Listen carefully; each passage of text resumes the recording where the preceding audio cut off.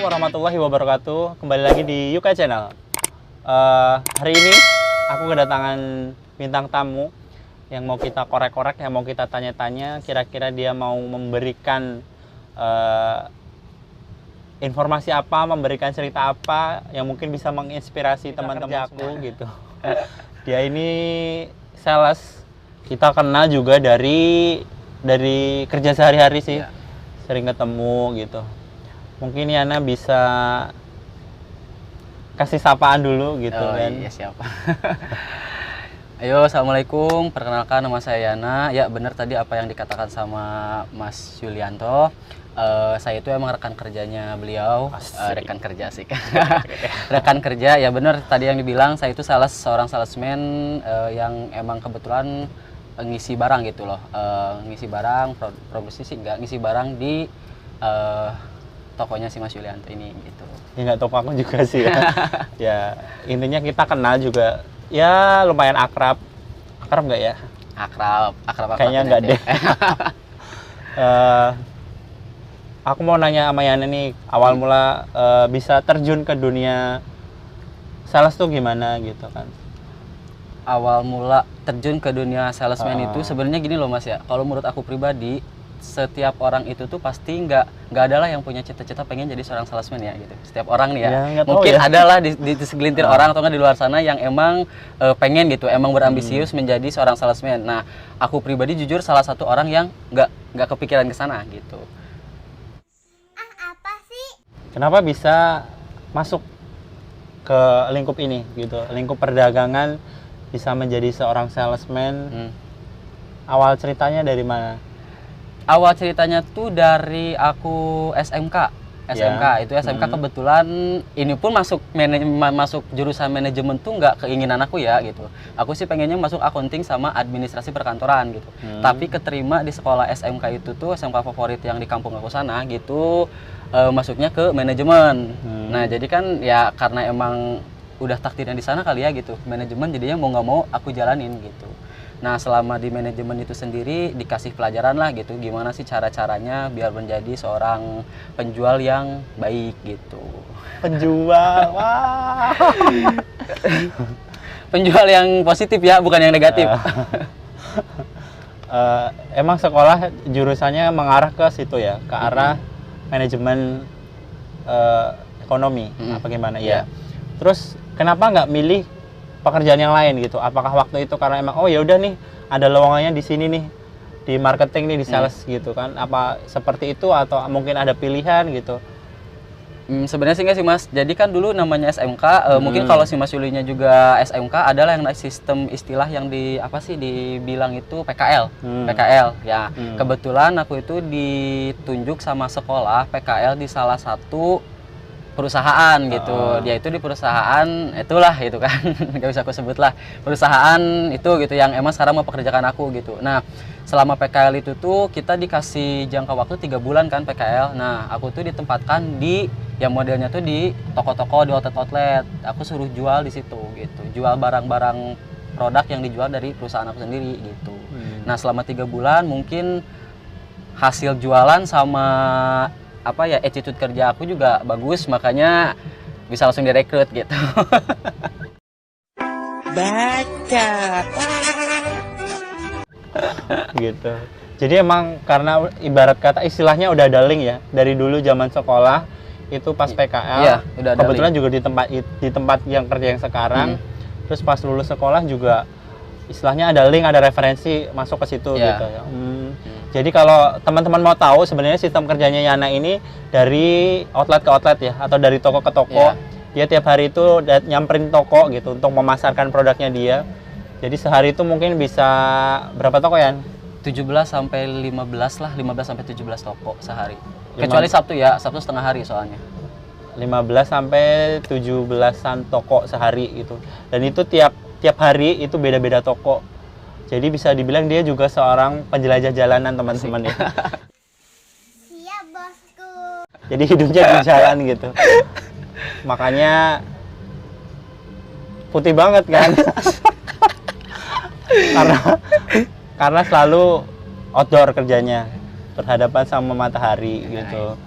Jadi suka dukanya apa nih selama di jalan ya? Selama di jalan dulu nih. Di jalan kan ya. itu tiap hari di jalan ya. OTW dari tempat kerja ke toko itu tiap hari di situ aja. Suka dukanya apa? Pengalamannya apa sih yang nggak terlupakan di jalan itu? Pengalaman yang terlupakan di jalan. Kalau misalnya mengulik lagi lebih dalam, jujur nih Mas ya, mengulik lagi yang lebih dalam, aku tuh dari pertama masuk ke sales ini tuh kan emang nggak mau, ada beberapa faktor gitu ya. Ini yang faktor yang paling menurut aku menarik gitu kan, menarik menurut aku gitu. Aku tuh dulu pertama masuk ke ini tuh jujur nggak bisa ngendarain motor. Nggak bisa ngendarain motor. Gak bisa ngendarain motor. Terus? Nah itu yang pertama itu.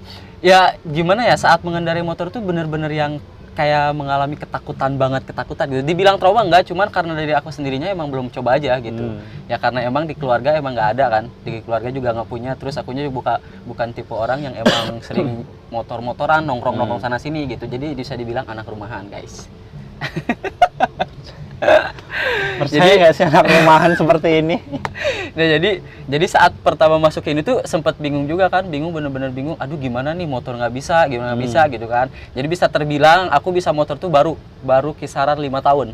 Bener-bener bisa motor tuh 5 tahun gitu. Nah untuk dukanya sih banyak lah namanya di jalanan ya Mas ya gitu. Pasti ada yang baru pertama bisa motor sering nabrak-nabrak spion orang gitu kan, sering dimarahin orang juga gitu karena nggak jelas lah sen kemana gitu, kayak emak-emak kalau zaman sekarang kan gitu, karena emang nggak ngerti sama sekali kalau harus jujur nih ya gitu. Ya gitu paling ya panas kepanasan, hujan kehujanan gitulah. Berarti emang dari dulu lulus sekolah sampai ke sini tuh belum bisa naik motor? Belum. Kebayang nggak dia nggak bisa naik motor, tapi pekerjaan dia mengharuskan dia naik motor setiap hari gitu kan. Sementara kita tahu, mungkin yang di Cikarang, Bekasi tahu jalanannya seperti apa, padatnya seperti apa, dan ya nggak kebayang sih.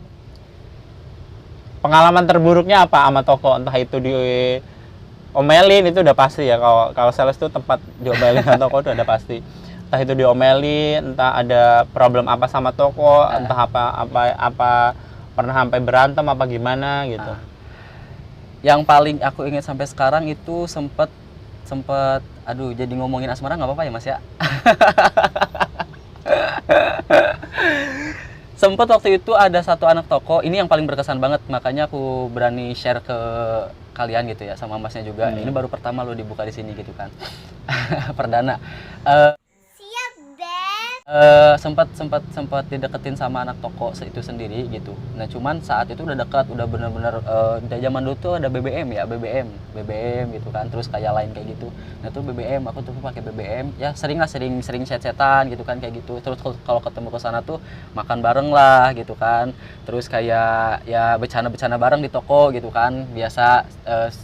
Sampai suatu saat aku tuh mau ngajak dia main keluar. Ini selama ada hubungan aku belum pernah ngajak dia keluar ya. Nah suatu saat aku memberanikan diri gitu buat ngajak dia keluar. Aduh gak enak ngomongnya. Dan itu bener-bener ditolak mentah-mentah sama bapaknya. Nggak boleh, anak saya nggak bakal saya izinin sama sales katanya gitu. Di situ malu ada, kecewa ada, sakit hati juga ada gitu.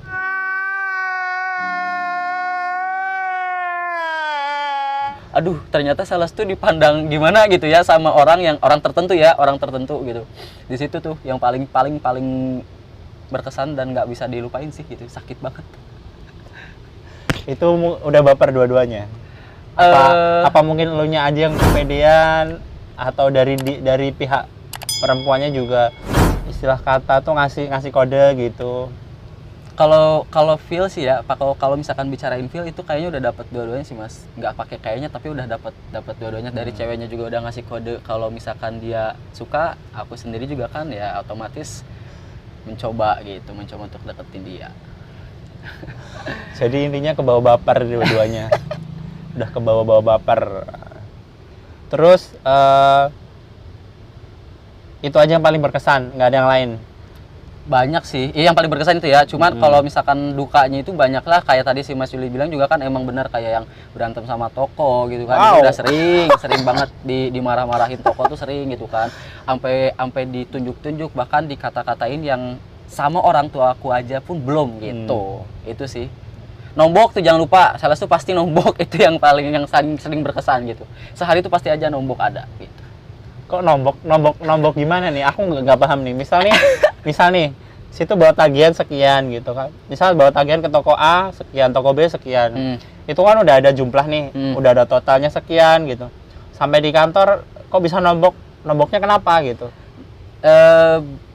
Kalau harus dibilang jujur, bener sih kita sendiri aja seorang salesnya tuh kadang bingung ya Mas ya. Di toko kita udah bener-bener yakin dengan hati-hati ngitung duit kan, namanya uang kan sensitif ya gitu. Makanya dihitung bener-bener dengan sangat hati-hati gitu. Tapi pas nyampe kantor tuh kadang suka bingung sendiri, ini kok nombok di mana gitu. Padahal kita juga nggak pernah mau pakai lah gitu kan. Kalau duit setoran tuh nggak pernah mau pakai, dan aduh jangan sampai gitu kan kepake itu di restoran gitu, walaupun ntar diganti sorenya atau gimana, itu jangan sampai gitu kan. Itu duit orang ya, kita harus benar-benar tanggung jawab gitu. Dan itu sampai benar-benar bingung sendiri gitu, kok bisa gitu, bisa ya, aneh gitu, sampai nggak ketemu, akhirnya kita yang nombok. Baca. Oke, itu tadi kan salah satu problem ya. Nombok, juga ada masalah sama toko gitu. Aku mau nanya jujur nih, buka-bukaan di sini nggak boleh bohong, nggak boleh peres-peres ya. Aku sama dia ini kalau misal hari ini ada tagihan nih di toko aku nih, tagihan hari ini sama dia nih. Paling aku tuh kalau nggak calling dia malam, kalau nggak pagi, itu aku udah ngasih kode ke dia.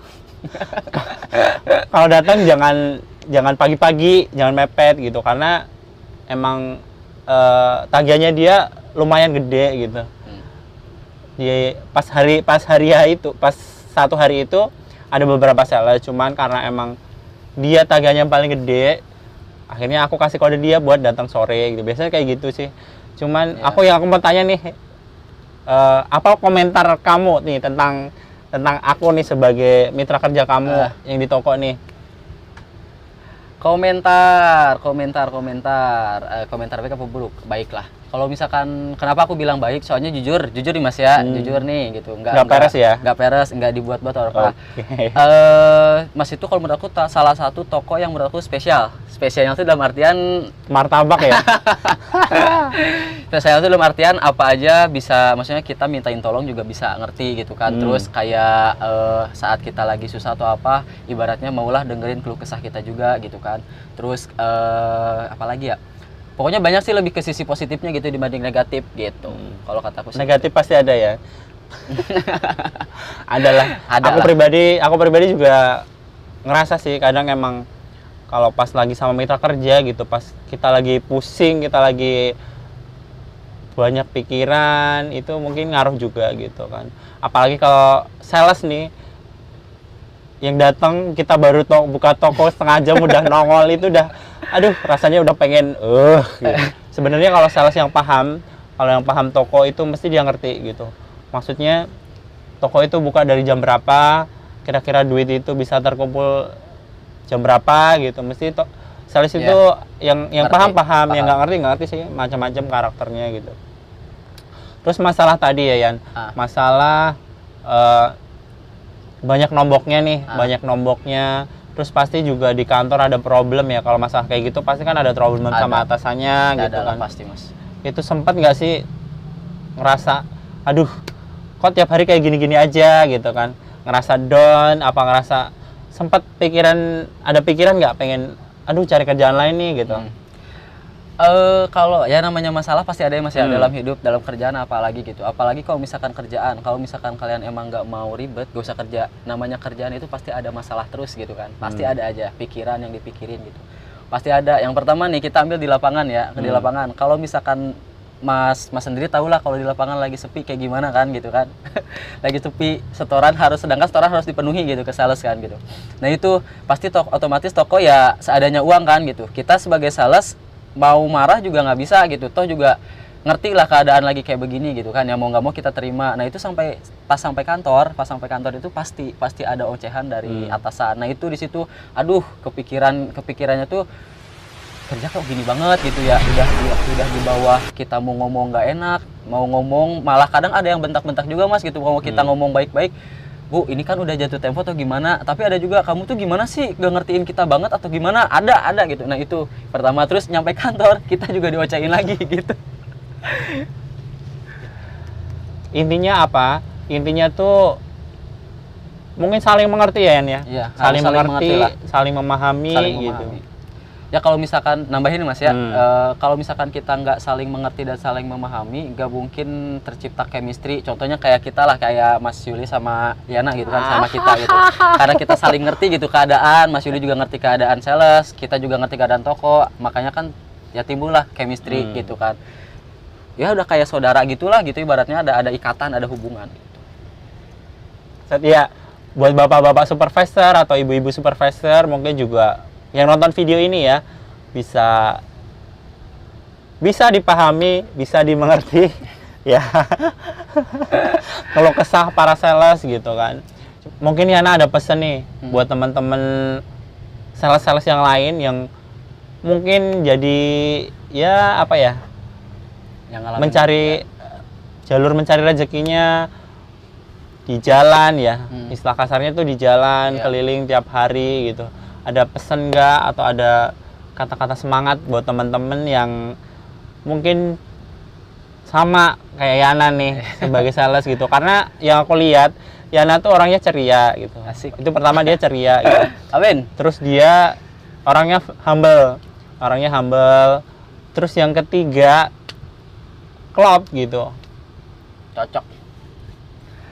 Pesan-pesannya yang pertama itu ya pasti gini loh Mas. Kalau kata dulu aku sempat nonton serial kartun ya, namanya tuh Kapten Tsubasa. Nah, aku ada satu kata atau enggak satu ucapan dari beliau asik, satu kata dari dia gitu, yang masih terngiang sampai sekarang. Jadikan kata-katanya kayak gini, jadikan itu bola sebagai temanmu gitu. Nah, aku memutar, otakku tuh memutar gitu, memutar kata-kata itu dengan kata-kataku sendiri. Jadi ya jadikan pekerjaan itu sebagai temanmu gitu, maupun pekerjaan apapun gitu ya. Nah, karena pekerjaan yang aku sekarang sedang jalani ya sales, makanya aku harus mencintai pekerjaan itu gitu, mencintai pekerjaan itu. Kalau kita udah cinta sama itu kerjaan, apapun bakal kita lakukan untuk mendapatkan apa ya, ibaratnya mendapatkan cintanya pekerjaan kita gitu. Itu aja sih. Tuh intinya itu ya, cintai pekerjaanmu gitu. Apapun pekerjaan kita, apapun pekerjaan kita, apapun yang kita kerjakan untuk mencari rezeki, ya intinya apa? Kita cintai dulu. Kalau kita udah cinta, kalau kita udah ngerasa dia milik kita, ya pasti kita akan ngelakunya dengan sepenuh hati gitu. Contohnya kan kayak aku tadi Mas ya, aku bilang nggak ada kepikiran buat jadi salesman gitu. Nah, karena berhubung sekarang aku udah cinta sama kerjaan aku yaitu salesman, ya jadinya nyaman gitu, nyaman aja. Jadi ya tadi kata si Mas ceria, ya emang sales harus ceria dong. Masa sih datang ke toko harus kayak yang cemerut gitu.